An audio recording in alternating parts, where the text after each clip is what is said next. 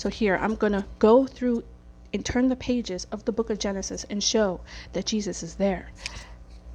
Here is Melchizedek. He is a high priest and the king of a town called Salem, which means peace. He gives bread and wine. After he gives bread and wine, and Abram gives a tenth of whatever he has to this mysterious being who comes mysteriously and goes mysteriously, just like on the Last Supper. Somebody gave bread and wine. Do you know who that was? Then the sacrifice on this next page was done. And was it done by Abraham, doing the traditional, let's split these animals in half, and both of us go through this, God, and you and me, Father is in heaven, let's walk through this together? No. God said, you, Abraham, go to sleep, which he did. And he didn't really ask Abraham. He never really does. He just puts people to sleep. And the darkness fell over Abram. And God walked through this by himself, an oath of death. God said, I will walk this oath of death by myself. You don't even have to walk through it with me. He swears by himself, right? And then we have the covenant of the circumcision, which means you swear to God by your thigh. I know this because there's some Jewish folks who go on record and say this is what it means.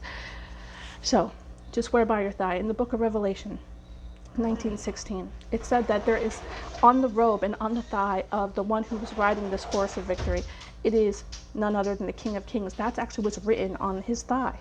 He is King of Kings, Lord of Lords, to swear by your thigh, right? And then you have here the promise of a miraculous son. Here again, a typology of Jesus Christ.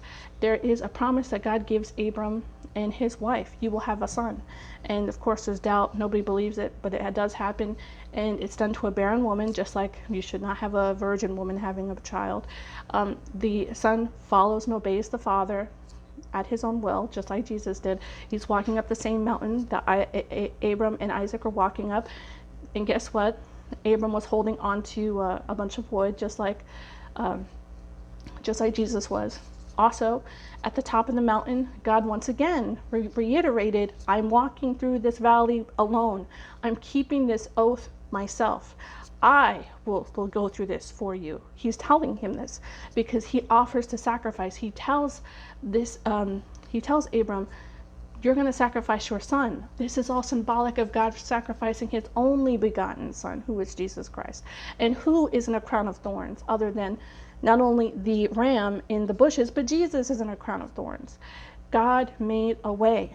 So you can literally go through each of these pages and you can see God saying, I am going to sacrifice for you. I'm offering up a sacrifice. I'm walking through death with you, for you, not with you, but for you. You just stay there because Abraham falls asleep, which is our terminology in theology for going to sleep, like sleeping as in death. And so he's sleeping, he's with the fathers, with his people, he dies at a good age. But God is saying to him, these people who are promised to you, I'm making a way for them. And before there's even a bloodline offered, God makes a way and says, I'm going to walk through this valley of death for you, and I'm going to keep the oath to myself. You don't even have to walk it through me. You don't got to do nothing but follow. Listen to my lead. Be obedient. Swear by your thigh. And what is on God's thigh? If you swear by God's thigh, it is the King of Kings, Lord of Lords, who is Jesus Christ. It's there in the Old Testament. Jesus is King. May God be with you.